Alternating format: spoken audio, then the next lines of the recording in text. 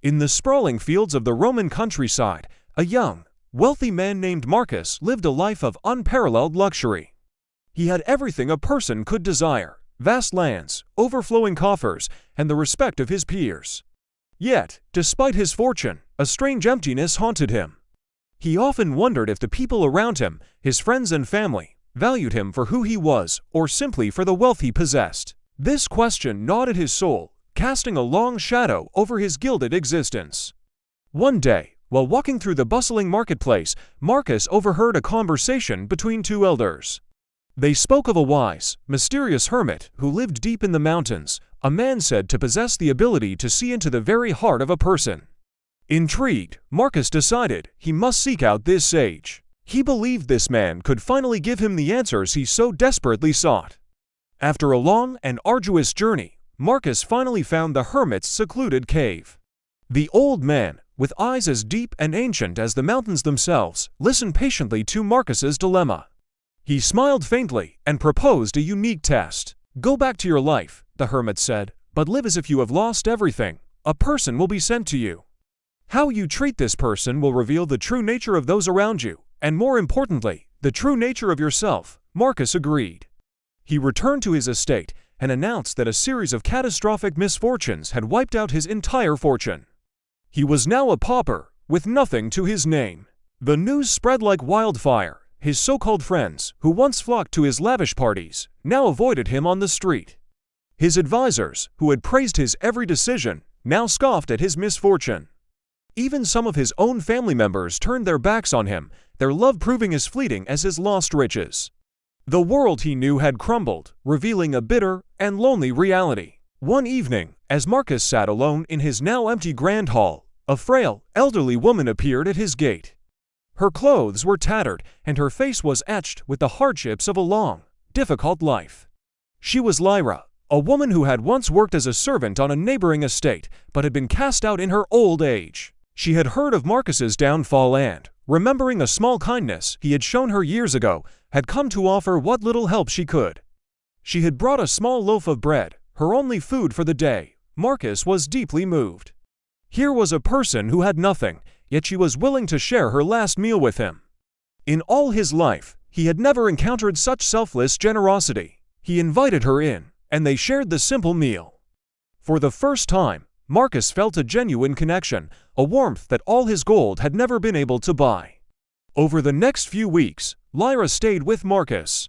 She cleaned the dusty corners of the vast, empty house and tended to the neglected garden. She didn't ask for payment or praise. Her presence was a quiet, steady comfort in his desolate world. They would talk for hours, sharing stories of their lives. Marcus learned of her struggles, her losses, and her unwavering resilience. In her, he saw a strength and dignity he had never witnessed among the wealthy elite. He began to see the world through her eyes, a world where kindness was the most valuable currency. One day, while they were tending the garden, Marcus noticed a simple, handcrafted wooden bird clutched in Lyra's hand. She explained that her son had carved it for her before he was sent away to a distant war, many years ago. It was her most treasured possession, a final link to the child she might never see again.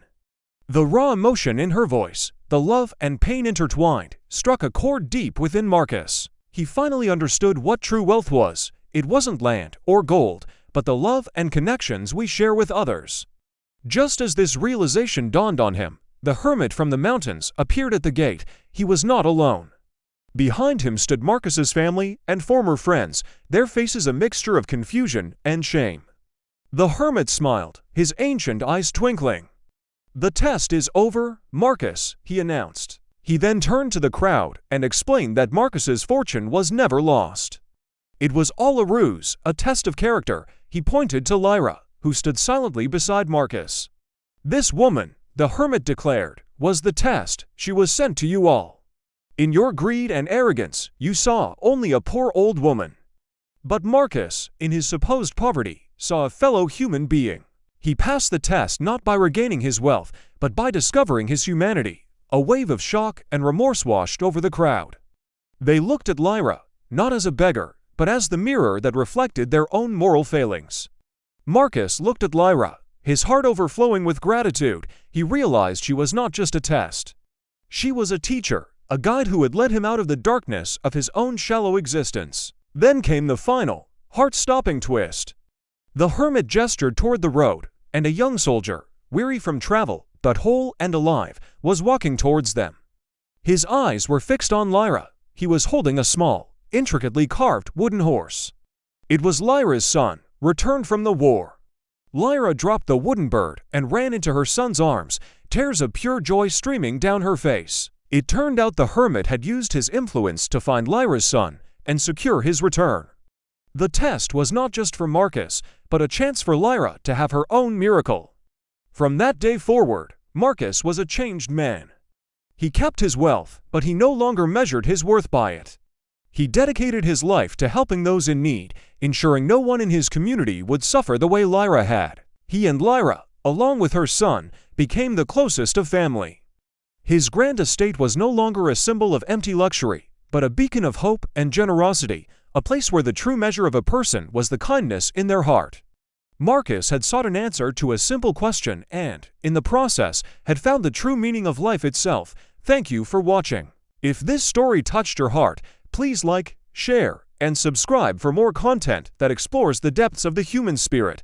Until next time.